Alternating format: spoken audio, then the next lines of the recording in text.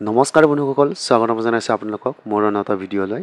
আজি আপোনালোকক এইটো ভিডিঅ' দেখুৱাম। আপোনালোকে যদি সিঙ্গাৰসকলৰ যদি আপোনালোকে গান ডিস্ট্ৰিবিউট কৰিছিলে, সেই ডিস্ট্ৰিবিউট কৰাৰ সময়ত আপোনালোকৰ কপিৰাইট ক্লেম আহিছে, সেইটো আপোনালোকে কেনেকৈ আঁতৰাব। আপোনালোকৰ ইউটিউব চেনেলত যেতিয়া আপোনালোকে আপলোড কৰাৰ এক সপ্তাহ পিছত আপোনালোকৰ গানত কপিৰাইট ক্লেম আহিছে, সেইটো আপোনালোকে কেনেকৈ আঁতৰাব, সেইটো মই আপোনালোকক এইটো ভিডিঅ'ত দেখুৱাম। আপোনালোকে কি কৰিব, কোনখন কোম্পানীৰ আপোনালোকে আইডি লৈছিলে ডিস্ট্ৰিবিউট কৰাৰ কাৰণে, আপোনালোকে কোন কোম্পানীৰ আইডি লৈছিলে, নামটো ইয়াত সাৰ্চ বক্সত কি কৰিব টাইপ কৰিব। মই আপোনালোকক টাইপ কৰি দেখুৱাই আছোঁ। মই বৰ্তমান মিউজিক নোটৰ আইডি এখন লৈছিলোঁ, সেই আইডিত মই গান ডিস্ট্ৰিবিউট কৰিছিলোঁ।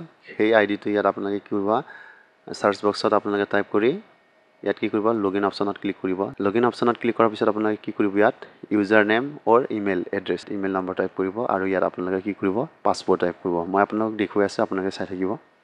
পাছৱৰ্ড টাইপ কৰাৰ পিছত আপোনালোকে কি কৰিব, লগইন আছে, ইয়াত লগইনত ক্লিক কৰিব। আপোনালোকে লগইনত ক্লিক কৰাৰ পিছত এনেকৈ নতুন উইণ্ডো পেজ খোল খোৱা দেখিব। আপোনালোকে এনেকৈ উইণ্ডো পেজ খোল খোৱাৰ পিছত চাওক, আপোনালোকে ইয়াত মোৰ দা হাজং মিউজিক ষ্টুডিঅ' বুলি আছে, এইখন আইডিতে মই ডিস্ট্ৰিবিউট কৰিছিলোঁ গান এটা ছিংগাৰৰ।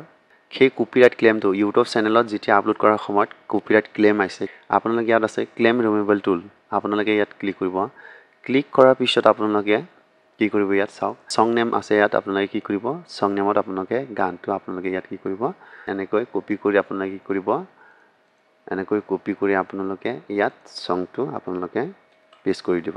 পেষ্ট কৰাৰ পিছত আপোনালোকে কি কৰিব, আকৌ আপোনালোকে ইয়াত ইউটিউব ভিডিঅ' লিংক ৰিকোৱাৰ্ড, আপোনালোকে কি কৰিব, ইয়াত সেই ভিডিঅ'ৰ যি ভিডিঅ'ত আপোনালোকৰ বা যি গানত আপোনালোকৰ কপিৰাইট ক্লেম আছে, সেই কপিৰাইট ক্লেম ভিডিঅ'ৰ লিংকটো আপোনালোকে কি কৰিব, ইয়াত কপি কৰি এনেকৈ কপি কৰি আপোনালোকে পেষ্ট কৰি দিব। মই আপোনালোকক দেখুৱাই আছোঁ, এনেকৈ কপি কৰি মোক যিহেতু দি দিছে তেওঁ লিংকটো, মই বৰ্তমান আপোনালোকক দেখুৱাম।